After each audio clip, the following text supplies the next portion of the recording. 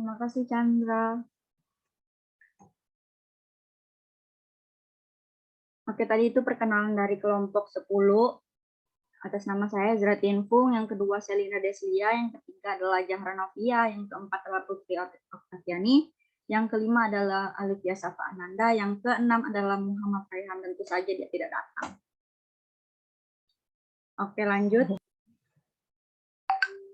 Zahra, bentar. Sabar ya, ini nge-lag banget. Ya, santai-santai.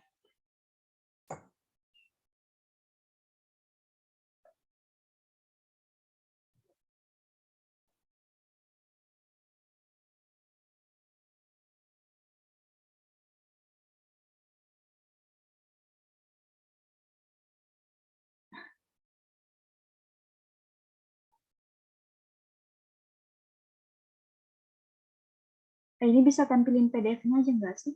Soalnya rusak banget nih.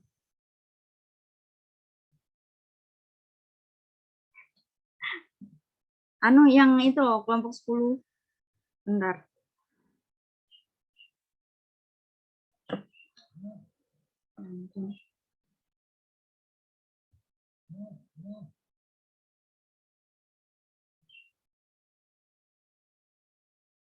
Bentar ya, teman-teman.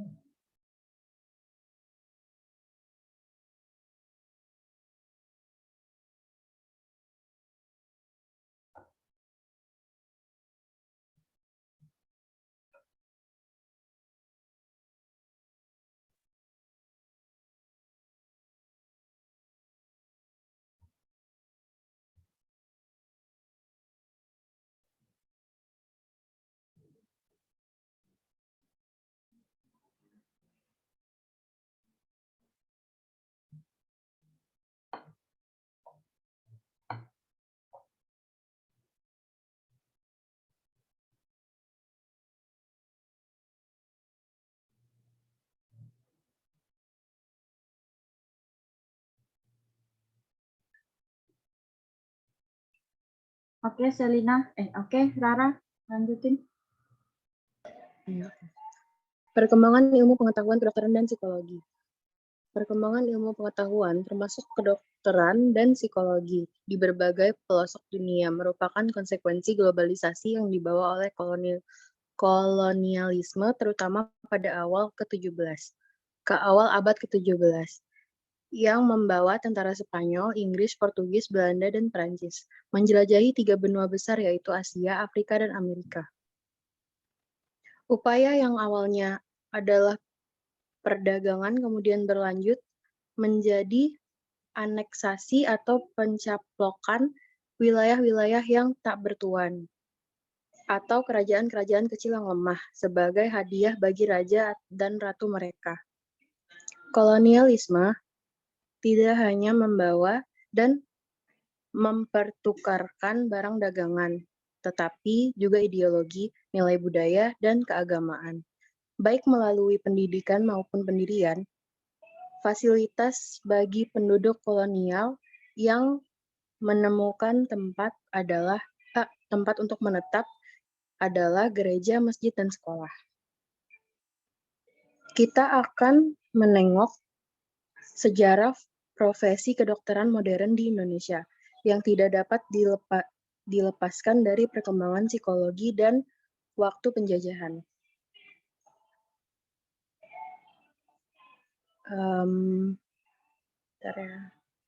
Ketika kolonialisme Belanda menguasai sebagian wilayah di Indonesia, menurut Han Pols, lanjut dong ininya. Ifung, tolong.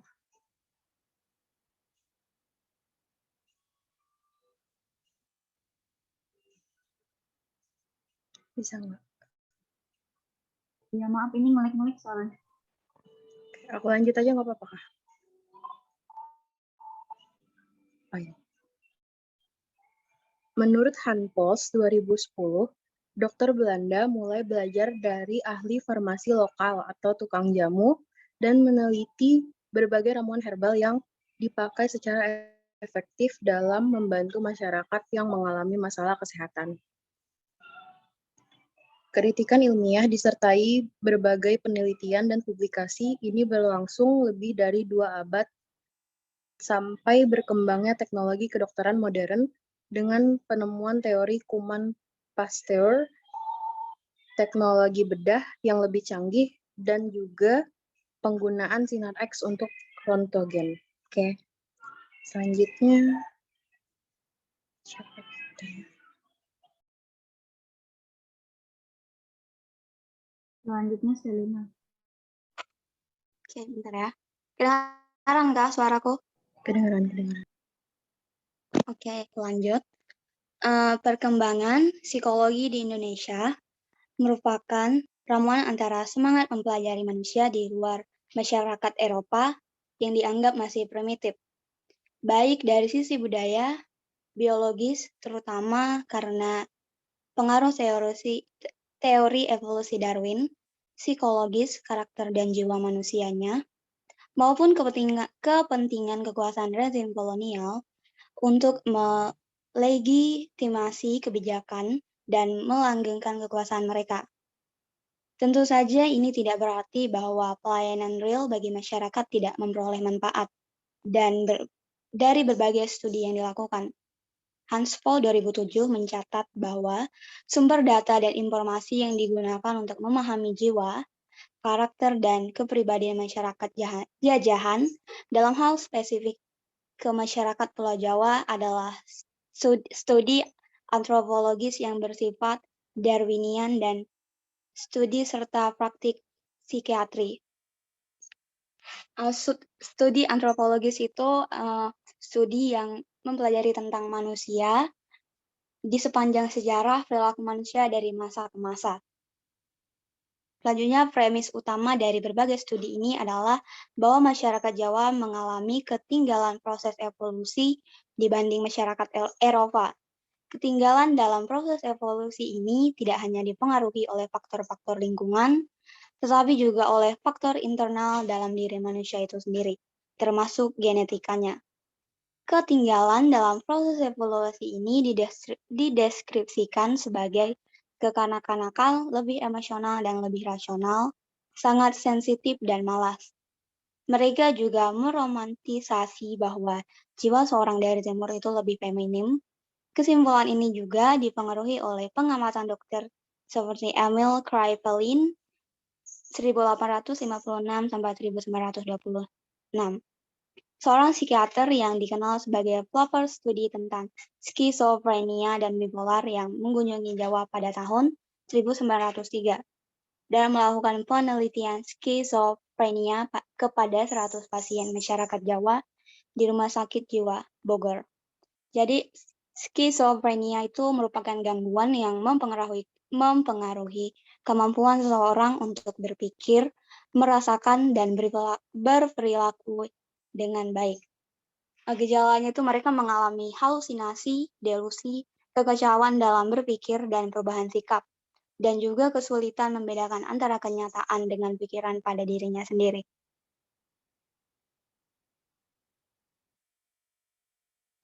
Skizofrenia yang dianggap sebagai a disease of civilization dijadikan sebagai ukuran tahapan evolusi dari penderitanya.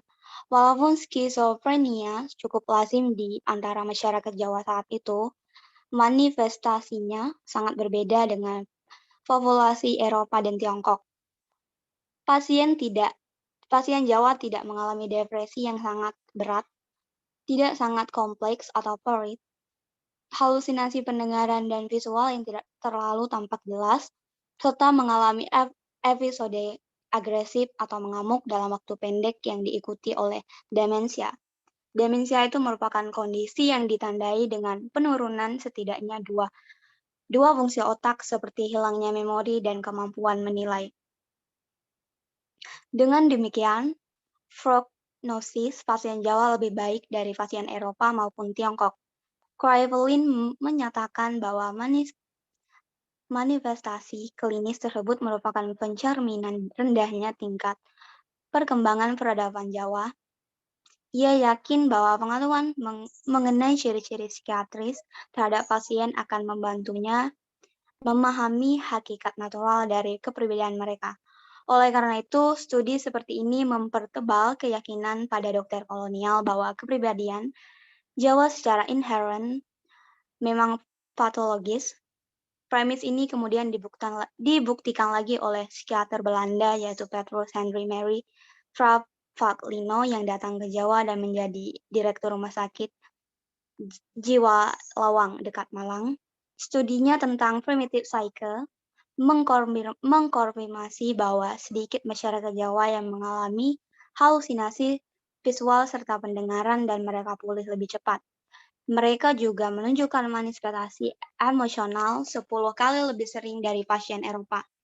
Semua ini digunakan sebagai indikasi suku yang peradaban tertinggal. Bagai penduduk sederhana yang hanya mempunyai rumah kecil dengan satu ruang dan beberapa meja dan kursi yang tidak membuatnya bingung di ruangan itu. Ia bahkan menyimpulkan bahwa berbagai reaksi emosional, celotehan, dan perilaku agresif yang disalahartikan sebagai skizofrenia sebenarnya adalah disorientasi, sementara karena pengalaman traumatis disertai rasa malu yang luar biasa, ia menyimpulkan bahwa kehidupan mental masyarakat Jawa dikuasai oleh emosi dan kurang rasional.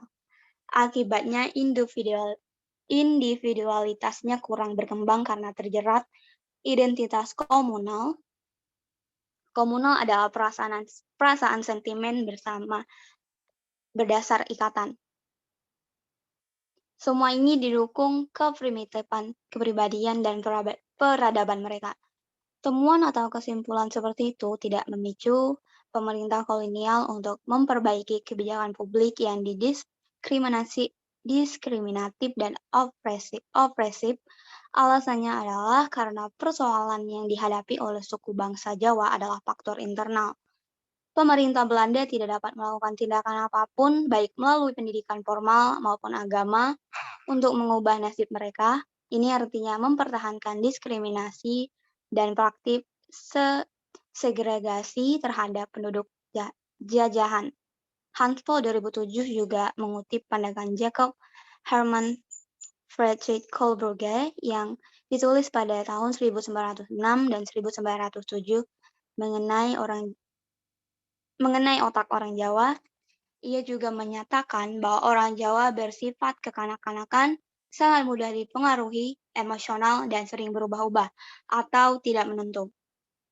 Meskipun demikian, berlainan dengan pendapat ilmiah yang berlaku saat itu, Kohlberger yang telah meneliti otak pasien Eropa dan Jawa menyatakan bahwa di antara keduanya tidak ada perbedaan, sedangkan pendapat ilmiah waktu itu adalah bahwa otak suku bangsa yang lebih primitif secara fisiologis kurang berkembang dibandingkan suku bangsa yang telah maju. Pendapat seperti itu digunakan mempertahankan kebijakan publik yang menindas. Oleh karena itu, Kohlberger memberikan alasan yang politically correct bahwa yang menghambat orang Jawa untuk maju secara mental adalah banyaknya tahayul atau kepercayaan yang mistis, animisme. Kohlberger juga berpendapat bahwa nasib orang Jawa ini harus dibiarkan untuk mencari jalan keluarnya sendiri. Ia menentang campur tangan biokrat dan politisi. Pendidikan Barat hanya akan menjadikan orang Jawa menjadi kebarat-baratan dan kehilangan akar budayanya sehingga akan mengganggu kelangsungan hidup orang Jawa itu sendiri. Selanjutnya siapa? Oke, lanjut. Di sini kita akan mengenal tentang Kawarjiwa. Siapa sih Kawarjiwa itu? Habis itu, siapa sih perenungan awal Kawarjiwa itu apa sih? Nah, di sini kita akan membahas sedikit-sedikit tentang itu. Sebelum itu, mengenal lebih jauh tentang Kawarjiwa, mari kita mengenal salah satu tokoh, yaitu Ki Ageng Suryamentarang. Bentar, masih nge-lag.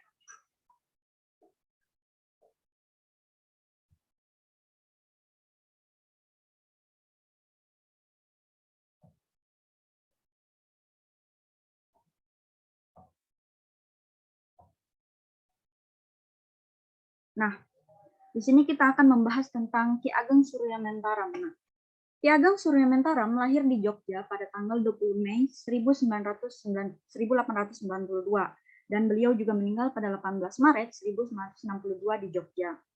Nah, Ki Ageng ini merupakan anak ke-55 dari 79 putra-putri dari Sultan Hamengkubuwono ke-7 ya, dengan istri selirnya Bandara Raden Ayu. Nah, buat teman-teman yang mungkin Bandara Raden Ayu itu apa sih? Nah, Bandara Raden Ayu ini atau disebut BRM itu adalah gelar kebangsaan bagi keturunan raja.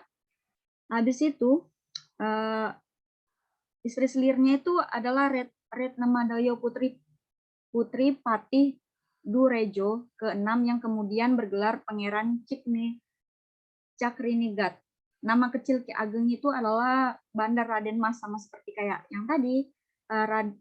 Raden Bandar Ayu itu sama dengan gelar kebangsaan bagi keturunan raja gitu. Bandar Raden Mas Pudimarji pada usia 18 tahun, Bandar Raden Mas ini berganti dengan Pudirmanji memperoleh nama tua dan diangkat menjadi pangeran dengan gelar Bandar Pangeran Harya Suryomentaram. Nah, dari asal itulah namanya Suryomentaram yang awalnya adalah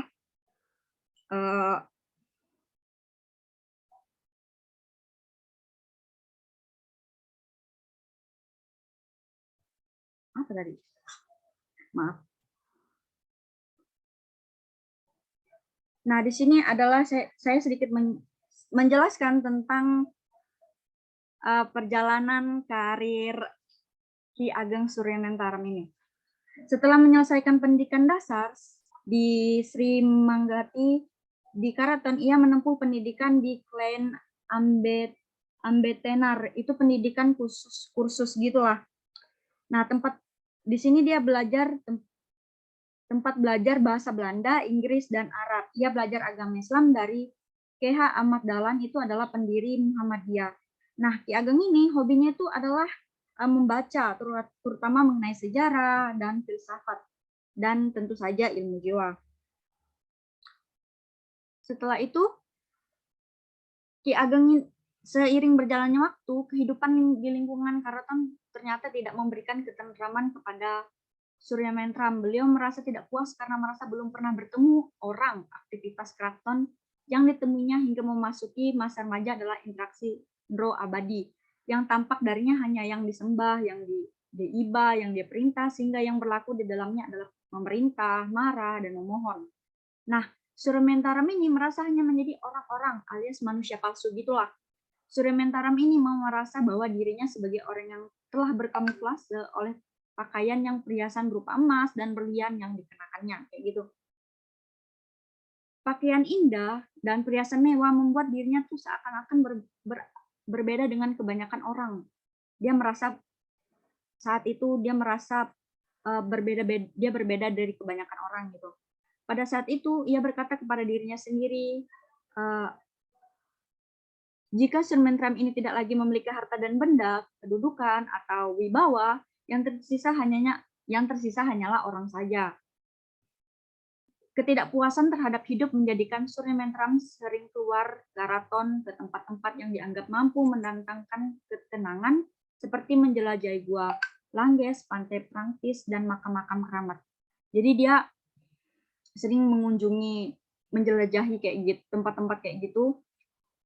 Habis itu Suryamentaram semakin meyakini bahwa kepemilikan materi dapat menghambat kebahagiaan, kayak kekayaan, kayak harta emas yang dia punya gitu. Dia meyakini bahwa kepemilikan materi dapat menghambat kebahagiaan. Dia kemudian memberikan semua kekayaan kepribadiannya secara cuma-cuma.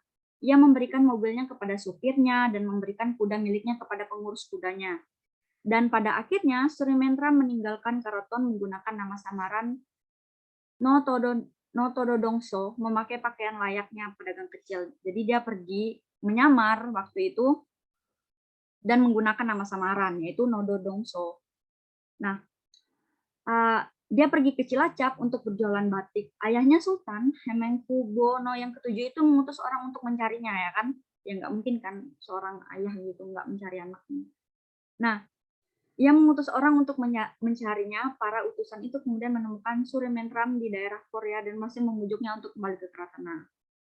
Kegelisahan dan kecewaan Suryamentram memuncak tak kala peristiwa pemecatan kakeknya Patih Dunerejo ke-6 dan ibunya diceraikan oleh Sri Sultan Hamengkubuwono ke-7. Nah, ditambah lagi peristiwa yang paling menyedihkan itu adalah ketika istri yang dicintainya meninggal dunia dengan meninggalkan putranya yang berusia 40 hari waktu itu.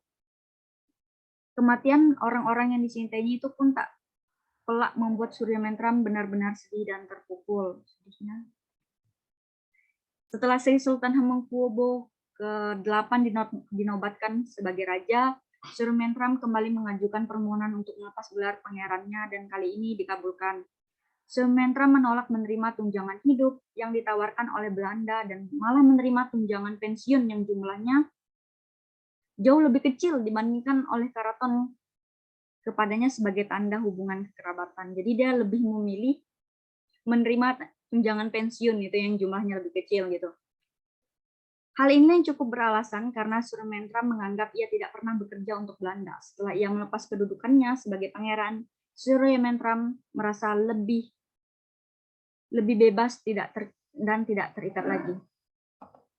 Nah, itu adalah beberapa tentang Kawaru, tentang Ki Ageng. Habis itu di sini dijelaskan tentang Kawaru Jiwa. Apa sih itu Kawaru Jiwa? Nah, sebagai istilah, Kawaru Jiwa ini dapat dipahami sebagai pengetahuan tentang jiwa.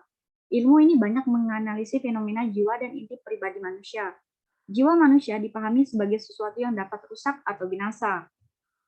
Jiwa dapat rusak dan binasa itu mengalami kelahiran setelah memperoleh pengalaman-pengalaman hakiki kemudian dimatikan.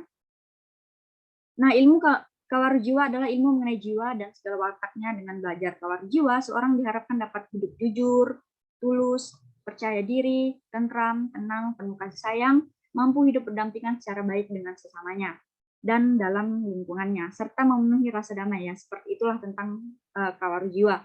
Keadaan tersebut akan mengantarkan seseorang kepada kehidupan yang bahagia sejati, tidak tergantung pada waktu, tempat, dan keadaan. Nah, dalam ilmu Kawaru Jiwa, Ki Ageng Suryamentram atau disebut Kas ini terdapat 3 elemen penting yang perlu untuk dipahami, yaitu aku, karep, dan kramadangsa. Maaf ya kalau misalnya ini pakai bahasa Jawa gitu. Jadi susah dimengerti. Nah, di sini dalam ilmu Kawaru Jiwa, Ki Ageng Suryamentram terdapat 3 elemen penting yang perlu untuk dipahami, yaitu aku, karep, dan karmadangsa. Aku adalah, di sini dijelaskan tentang aku adalah elemen suci yang selalu benar, tidak mementingkan diri sendiri dan penuh kasih sayang. Aku merasakan sumber kesadaran manusia adalah barang asal sudah ada sebelum orang lahir dan akan ada sesudah orang meninggal. Sedangkan karep dapat diartikan sebagai kehendak atau keinginan yang juga merupakan barang asal. Sudah ada sebelum lahir dan akan tetap ada setelah orang meninggal.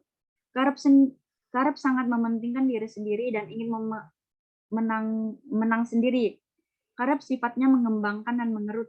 Jika terpenuhi akan meningkat atau mengembang. Dia akan mengerut atau menyusut jika tidak terpenuhi. Karep memiliki rasa senang, susah, akan senang jika Karep memiliki rasa senang susah, akan senang jika keinginan terpenuhi, dan sebaliknya akan susah jika terakhir kalinya adalah tidak terpenuhi. Terakhir adalah kamadangsa, yang mana ini merupakan konsep diri pribadi yang berbeda dengan orang lain. Meneliti karmadangsa itu mudah karena rasa tersebut menempel pada diri individu. Jadi menurut Suryamentram, jika disebut istilah karmadangsa, maka istilah itu tersebut dapat diganti dengan namanya masing-masing. Dalam pengertian ini, karmadangsa dipahami sebagai wajib. Oke, next. Putri.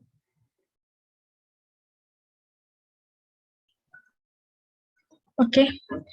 Teori dan pendapat KAS atau KAS. Yang pertama, ketika kita bertindak, kepentingan dalam tindakan itu menjadi lebih penting dari maksud utamanya. Yang kedua, pemahaman mengenai aku akan mempertajam kemampuan berempati pada rasa. Yang dimaksudnya itu adalah Kas menyatakan agar setiap manusia mempertajam rasa, yaitu kemampuan untuk memaknai pengalaman seutuhnya, baik secara indrawi maupun kognitif. Rasa merupakan pemaknaan evaluatif dari berbagai pemikiran dan perasaan yang timbul dalam diri manusia. Tetapi akhirnya, semua rasa atau emosi yang dimaknai manusia berujung pada dua kutub sentral, yaitu merasa senang dan derita. Dua perasaan inilah yang silih berganti menguasai hidup manusia. Untuk itulah, pemahaman atas siapa diri kita menjadi penting karena kita dapat membedakan diri kita yang penuh dengan semua nafsu dan vitalitas hidup sehingga kita bisa sangat berbeda dari yang lain. Atau diri kita yang sesungguhnya yang esensial dan mandiri. Yang ketiga, Kauru diperoleh dari metodologi yang bersifat introspektif dan reflektif. Yang keempat, Suryo Mentaram itu bukan dirinya. Dalam refleksinya, Kas mengatakan bahwa Suryo Mentaram itu bukan dirinya. Ia adalah jelmaan keinginan dan nafsu manusia yang syarat kepentingan dan mimpi. Dirinya yang sebenarnya adalah manusia sederhana. Suryo Mentaram menyukai kopi. Dirinya yang sebenarnya cukup meminum air putih untuk melawan dahaga. Penemuan diri akan membawa manusia ke arah hidup yang lebih tenang dan terbebaskan. Yang kelima, proses desentering atau melepaskan diri. Proses desentering atau melepaskan diri dari kontingen self merupakan ciri khas refleksi dari budaya timur yang bersifat kolektif. Pengaruh kelompok atau komunitas itu besar dalam menentukan siapa dirinya. Lebih jauh lagi, proses ini terjadi ketika seseorang mencari bantuan karena pengalaman dalam penderitaan yang lama. Di budaya individualis Barat, mereka menemukan jawabannya justru dalam spiritual timur, yaitu melalui praktik meditasi yang dilakukan oleh kebanyakan pengikut Buddha. Melalui meditasi, mereka memperoleh gambaran yang jelas mengenai hubungan antara jiwa. Dalam hal ini, kesadaran aktif termasuk berpikir dan tubuh, mind and body, serta mempelajari mengendalikan diri melalui pengendalian pikiran. Selanjutnya, Alivia.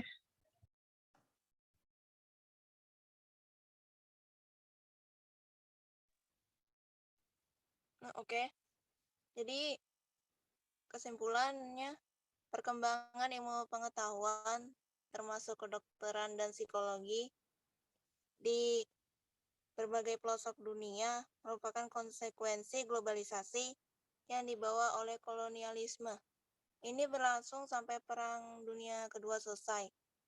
Kolonialisme tidak hanya membawa dan mempertukarkan barang dagangan, tetapi juga ideologi, nilai budaya, dan keagamaan.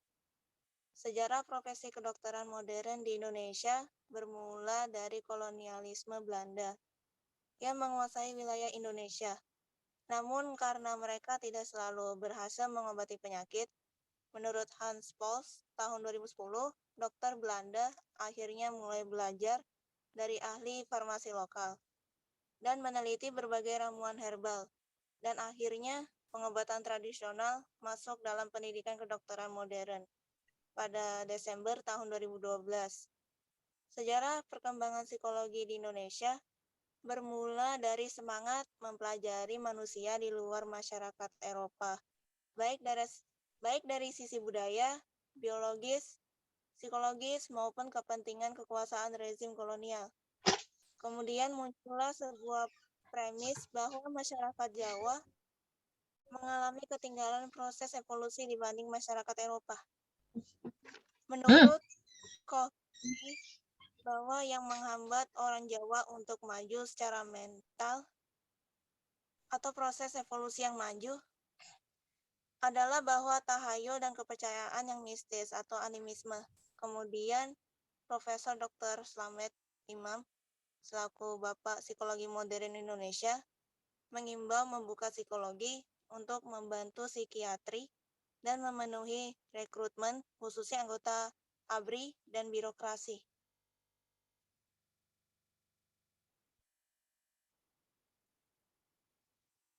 Pemahaman Kauru Jiwa Ki Ageng Suryo Mentaram tentang manusia seluruhnya bertitik tolak dari pengamatannya terhadap rasanya sendiri.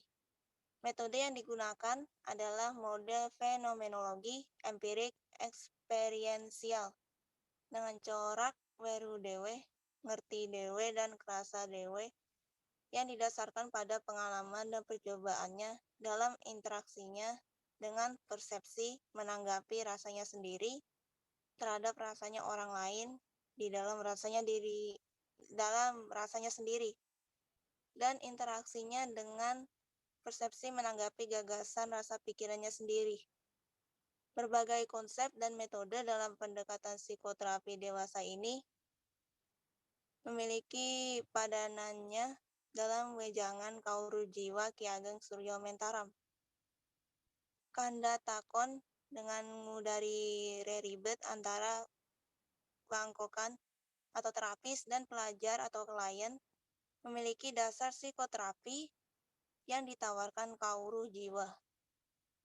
Kanda takon melalui nyawang karep untuk nyocokaken raos dalam ngudari reribet sebagai proses mawas diri inilah yang menjadi sebuah konsep psikoterapi Kauru Jiwa yang berbasiskan rasa. Pemahamannya ini untuk menjembatani gap, celah atau jurang. Bahasa Kauru Jiwa menyebutnya raos kosok wangsul. Psikoanalisis Freud menyebutnya dualitas cinta dan benci yang menjadi cikal bakal teori ambivalensi antara yang bersifat konseptual dengan yang bersifat praktek keseharian. Dengan demikian berarti adanya pemahaman untuk menjembatani gap dengan cara mengafirmasi menuju kongruensi.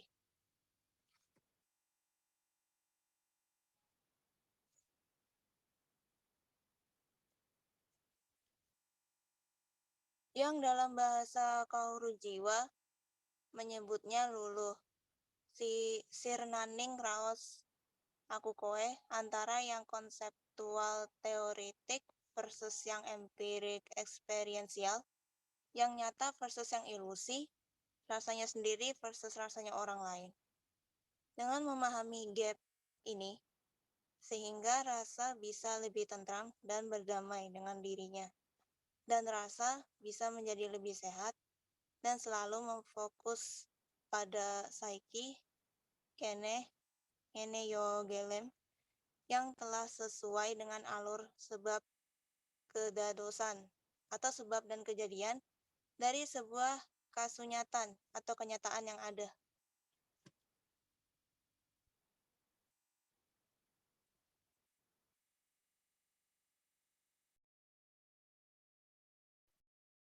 Oke, itu sekian presentasi dari kelompok 10 tentang psikologi kolonial dan psikologi lokal di Indonesia. Begitupun dengan Kawaruh Jiwa.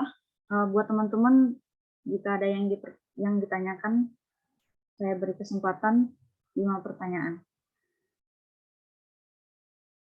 Oke, Dina, silakan. Tadi di slide yang teori dan pendapat KAS, bisa dibuka lagi.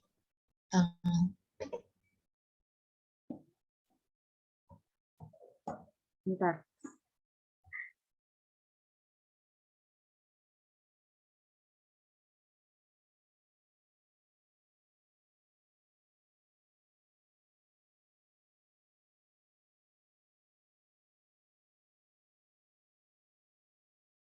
Nah, itu yang nomor 3, Kauru diperoleh dari metodologi yang bersifat introspektif dan reflektif. Itu maksudnya gimana ya? Bisa dijelaskan? Makasih.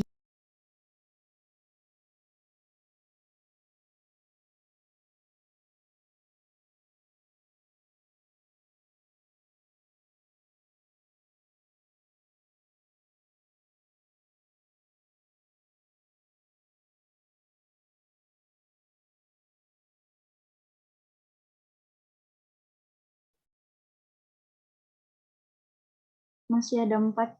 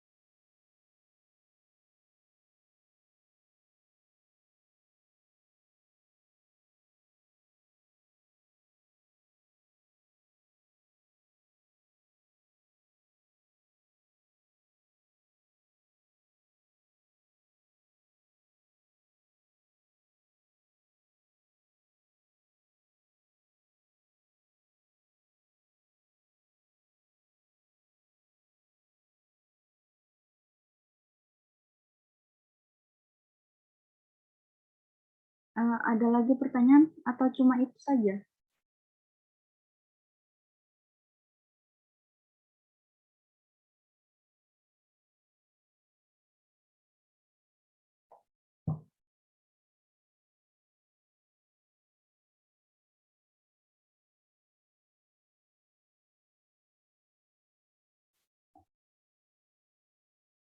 Ya, Kak Moza?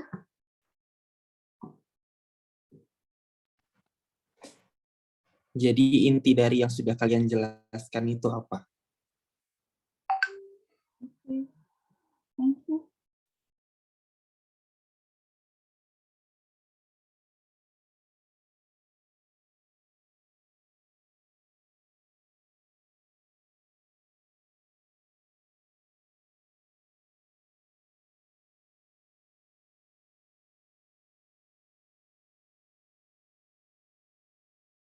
Oke, tinggal satu pertanyaan. Oke, udah dari Maulana ya. Maulana ya? Oh, itu bukan.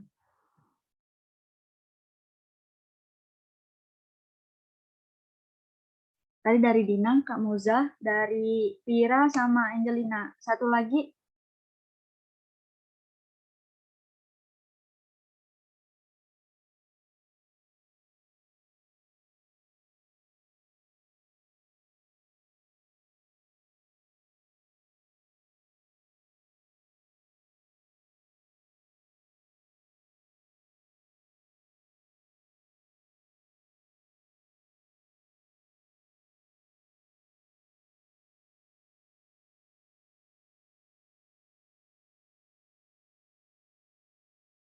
buat teman-teman kelompok 1 jika ingin menjawab pertanyaan dari teman-teman, silakan ya.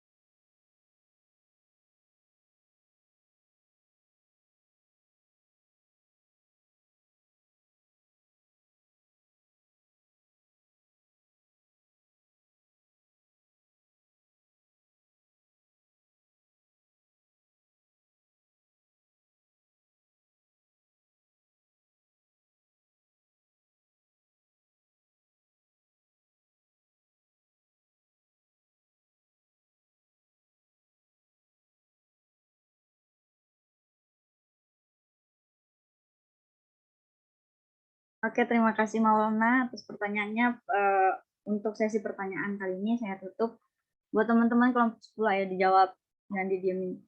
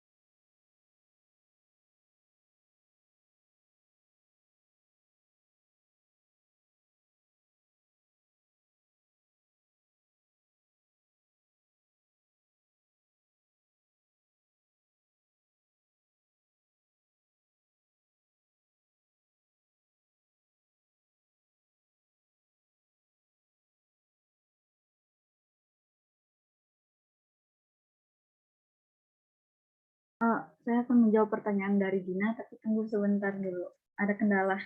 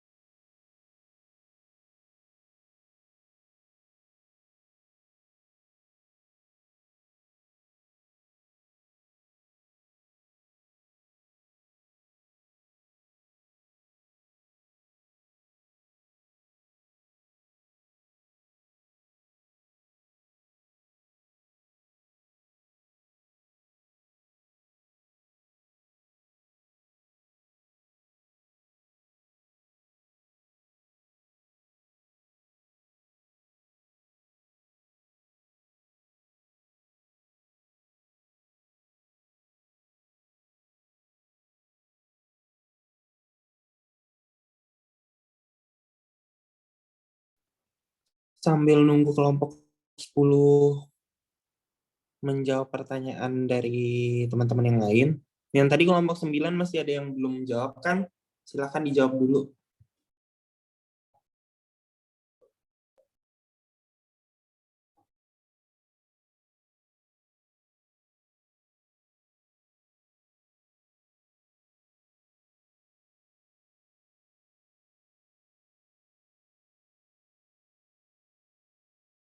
Maaf Kak, saya izin jawab pertanyaan Dina dulu sebentar.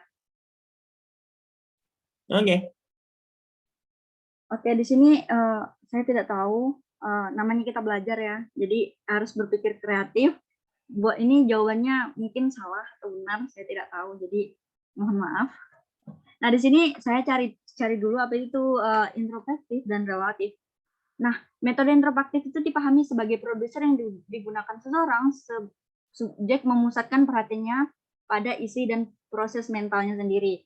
Nah, yang seperti kita lihat tadi Ki Ageng, ya kan, dia berbagai emosi yang sudah dia jalani, seperti kayak kematian istrinya maupun pemunduran kakeknya, gitu kan. Jadi dia memperoleh kawaru ini dia peroleh dari metode yang bersifat introspektif. Nah, yang kita tahu introspektif itu adalah memusatkan perhatiannya pada isi dan proses mentalnya sendiri, kayak gitu. Dengan kata lain, dalam introspeksi, subjek menganalisi apa yang ada dalam pikirannya tanpa mengganggu rangsangannya. Ya, seperti itulah. Maaf, tanpa mengganggu apa? Rangsangannya nih. Oke, makasih. Oh ya, kamu udah ngerti nggak? Iya, ngerti setengah. Coba jelaskan. Kalau kamu ngerti, coba jelaskan apa yang saya bilang. Enggak bercanda. Ibu, jangan gitu. Canda. Ayo, yang teman-teman, Lia, Putri.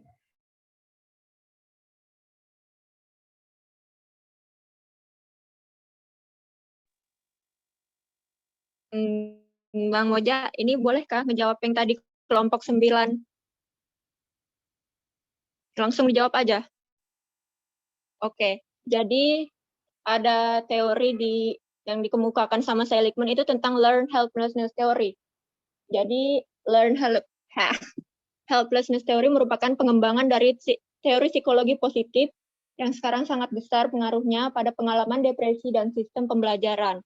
Learned helplessness fenomena yang diamati pada manusia dan hewan lain ketika mereka telah dikondisikan untuk mengharapkan rasa sakit, penderitaan, atau ketidaknyamanan tanpa cara untuk menghindarinya. Akhirnya, setelah pengkondisian yang cukup, hewan itu akan berhenti berusaha menghindari rasa sakit, bahkan jika ada kesempatan untuk benar-benar menghindarinya. Intinya dari learned helplessness teori ini adalah perilaku yang dipelajari dikondisikan melalui pengalaman di mana subjek benar-benar tidak memiliki kendali atas keadaannya, atau hanya merasa ia tidak memiliki kendali. Eksperimen awal yang menjadi dasar teori ini dilakukan pada akhir 1960-an dan awal 1970-an oleh Seligman dan Mayer. Ini boleh langsung ke yang well-being teori juga, Bang. Jadi yang well-being teori menurut Seligman itu merupakan evolusi dari teori Seligman yang dinamakan kebahagiaan otentik atau authentic happiness. Well-being teori memiliki 5 elemen yang disingkat sebagai PERMA, positive emotion, engagement, relationship, meaning, accomplishment. Tujuan dari well-being ini untuk meningkatkan flourishing. Ya, itu aja, Bang.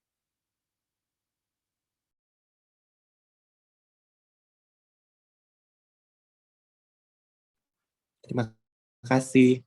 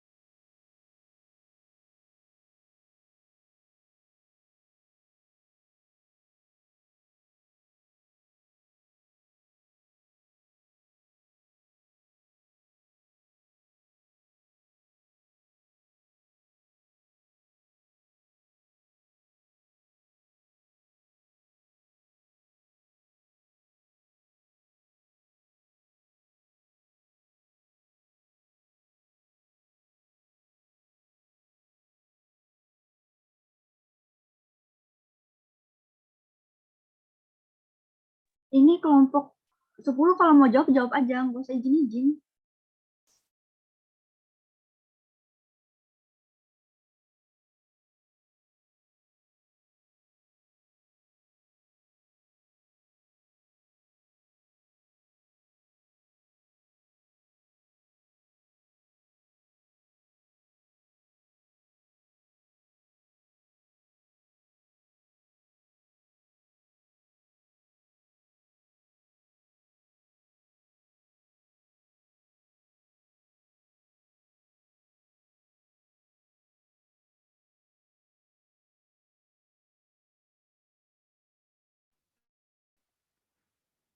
Sudahkah? Belum, Kak. Ya udah, Selina jawab punya Mama. Oke, Lana, aku jawab punyamu ya. Mana tadi pertanyaannya? Apa hal positif yang dapat kita ambil dari psikologi kolonial? Jadi hal positifnya itu kita bisa tahu pada zaman itu tuh ketika psikologi itu masuk ke Indonesia, mereka jadi kayak menangani masyarakat Jawa yang dijajah. Jadi kita kayak tahu mereka jadi ada yang kena mana tadi skizofrenia, terus kita juga tahu mereka ngalamin demensia, kita juga tahu nggak ada perbedaan antara masyarakat Jawa maupun Eropa tentang itu masalah mentalnya kayak gitu. Jadi bisa paham nggak, Lana? Atau kurang jelas? Atau masih kurang? Atau gimana?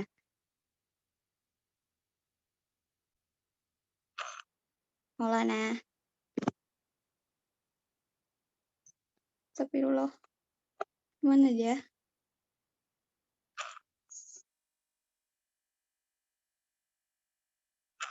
Iya gitu, Lana. Udah paham belum?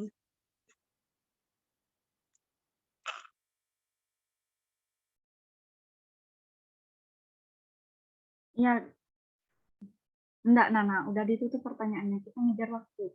Kayak saya tambahi ya Maulana nih kayak di apa? Pas datangnya ke Belanda ke Indonesia itu kan baru adanya berdirinya kayak Sofia School of Food Planning itulah gitu. Abis itu sekolahnya Netherlands Indies Urchin School kayak gitu. Jadi sebelum itu kan masih belum ya kayak gimana gitu. Jadi pas datangnya bangsa kolonial kayak gitu muncullah berbagai ilmu-ilmu kayak yang tadi yang Selina jelaskan tentang apa skizofrenia maupun hal-hal yang lainnya kayak ilmu jiwa kayak gitu. Sebelum-sebelumnya kan belum dipelajari itu kayak bagaimana watak apa masyarakat Jawa pada waktu itu gitu loh.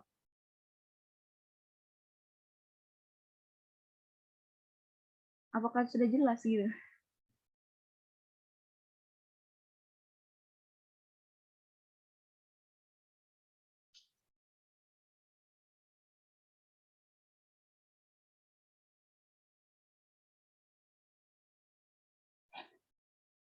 Lana, aku nggak mau digantungin, Lana. Udah jelas apa belum nih? Dapat dicerna, oke. Thank you.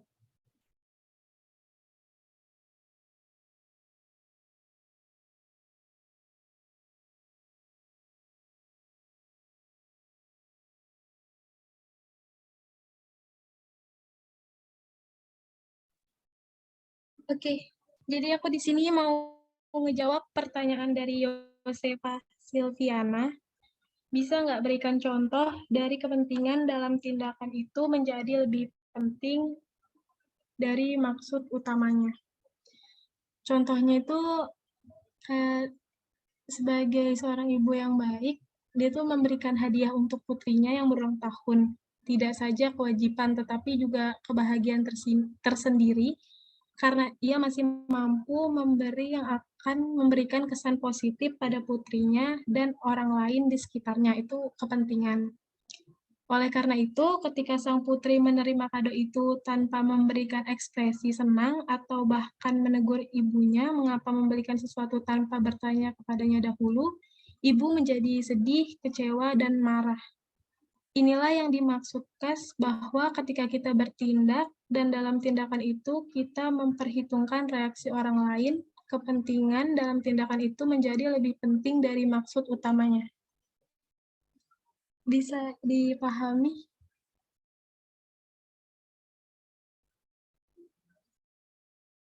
Gimana? Yosefa, ada nggak?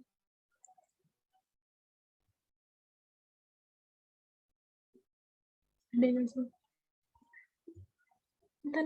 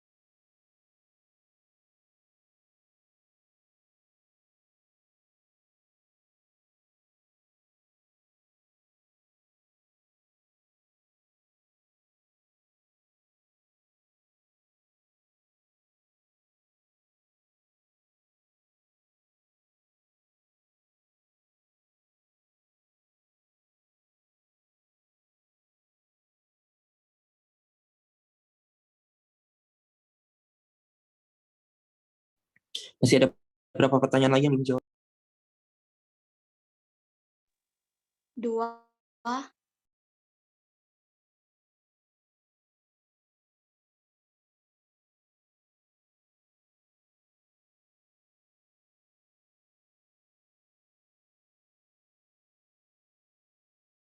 Ini pertanyaan Angelina Maria udah itu enggak sih? Dijawab. Oh iya, belum. Berarti 3 dong. Maaf, Kak.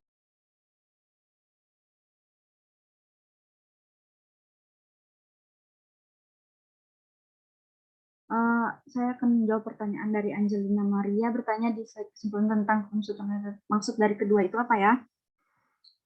Di sini konseptual teoretik itu adalah teori yang dijadikan sebagai landasan berpikir untuk melaksanakan suatu penelitian atau dengan kata lain untuk mendeskripsikan kerangka referensi atau teori yang digunakan untuk mengkaji permasalahan. Nah, untuk eksperiensial itu saya kurang tahu, tapi mohon pencerahannya kalau misalnya salah. Itu adalah proses belajar, mengajar yang mengaktifkan pembelajaran untuk membangun pengetahuan dari keterampilan, serta nilai-nilai, juga sikap melalui pengalaman secara langsung.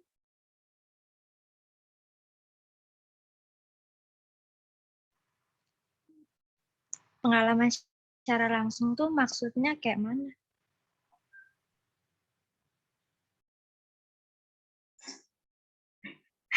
Ini kita belajarnya pengalaman secara langsung nggak sih?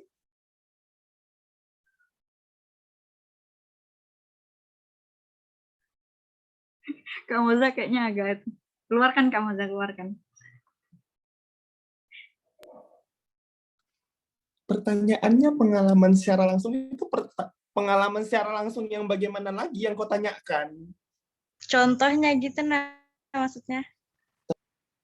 Ini kita belajar ini bukannya pengalaman kita ya? Pengalaman secara iya, langsung Kak. belajar. Oke. Ya, paham. Paham dah, makasih.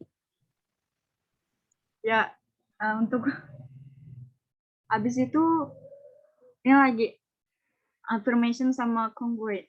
Bukannya itu bahasa Inggris ya. Artikan aja itu.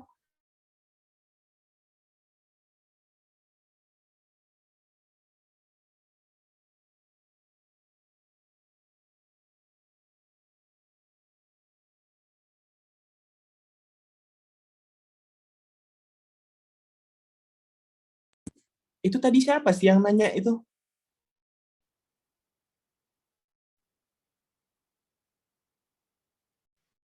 Saya Saya siapa saya? Angelina.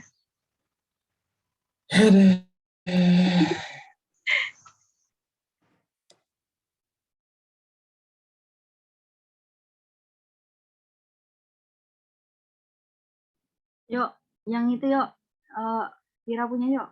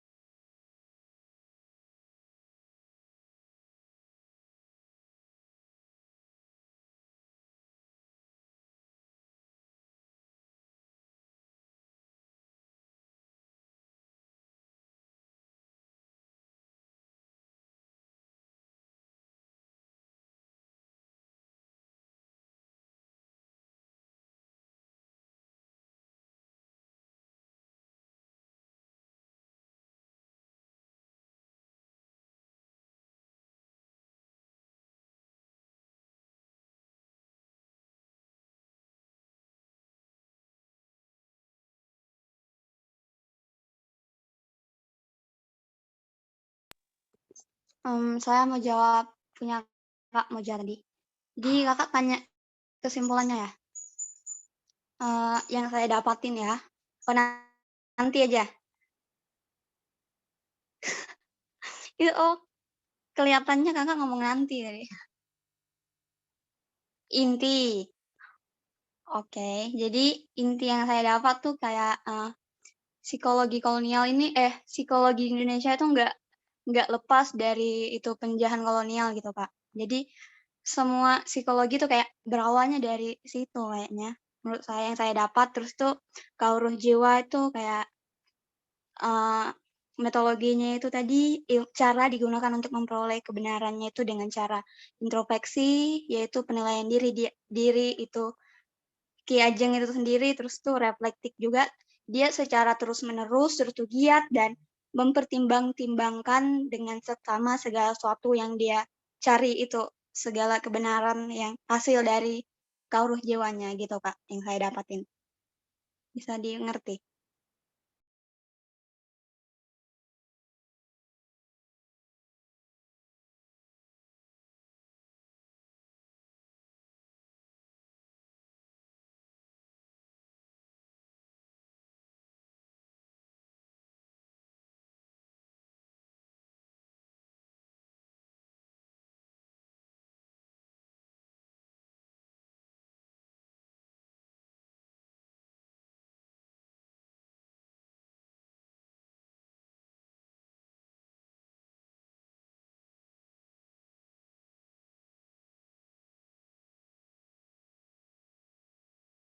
Yang belum apa tadi yang belum menjawab pertanyaan itu Putri ya? Atau Alivia? Alivia, Pung. Nah, Alivia, your turn. Silakan. Jawabannya pertanyaan Vira. Bentar nyusun kata dulu.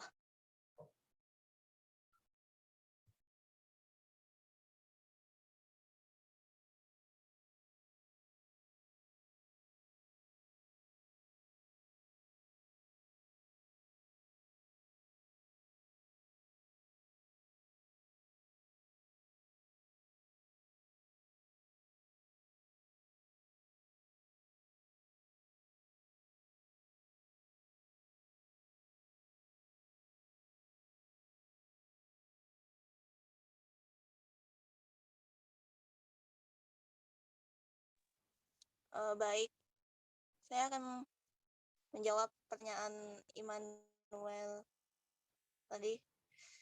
Apa yang dimaksud affirmation dan kongruen? Ya.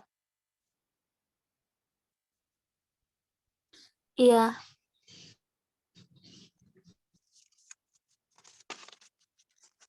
Oke, jadi afirmasi itu penetapan yang positif, penegasan atau peneguhan, sedangkan kongruensi itu sama. Jadi maksudnya untuk menjembatani gap tadi, itu proses mengos diri yang menjadi sebuah konsep psikoterapi kauruh jiwa yang berbasis rasa. Jadi kalau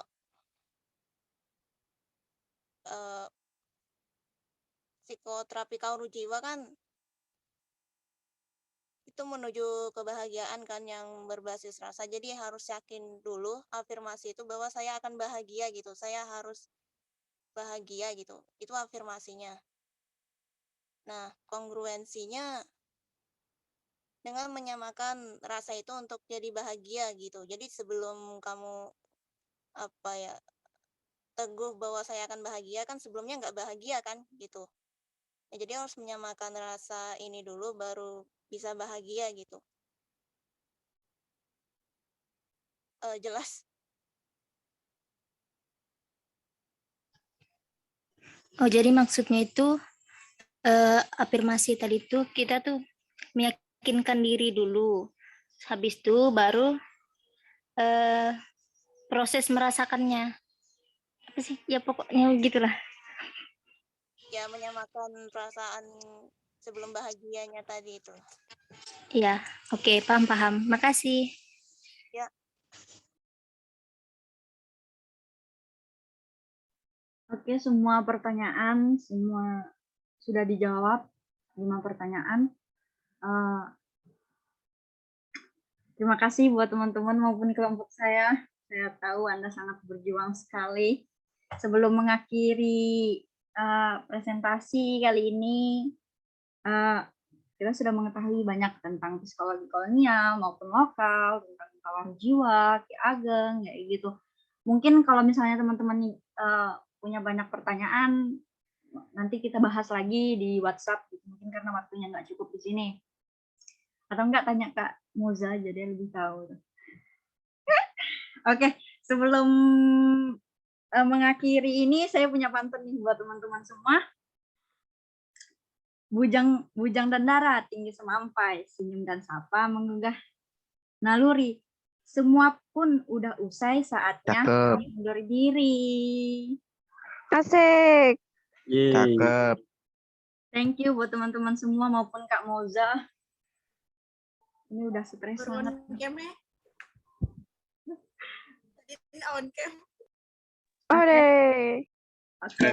Oke, sebelum kita mengakhiri presentasi ini, kita berdoa dulu ya. Nggak baik kalau misalnya kita awalnya berdoa, akhirnya nggak berdoa. Oke, sebelum kita mengakhiri Zoom ini, mari kita berdoa menurut keyakinan dan kepercayaan kita masing-masing. Berdoa dimulai.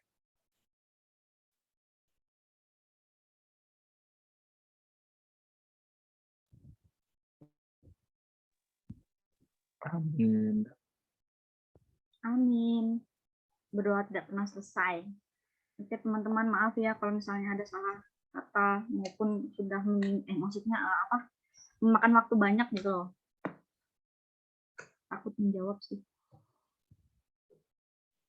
Oke, dah selesai nih. Bentar, kasih mati nih. Recordnya matikan dulu. Bentar. Oh, ini stop recording.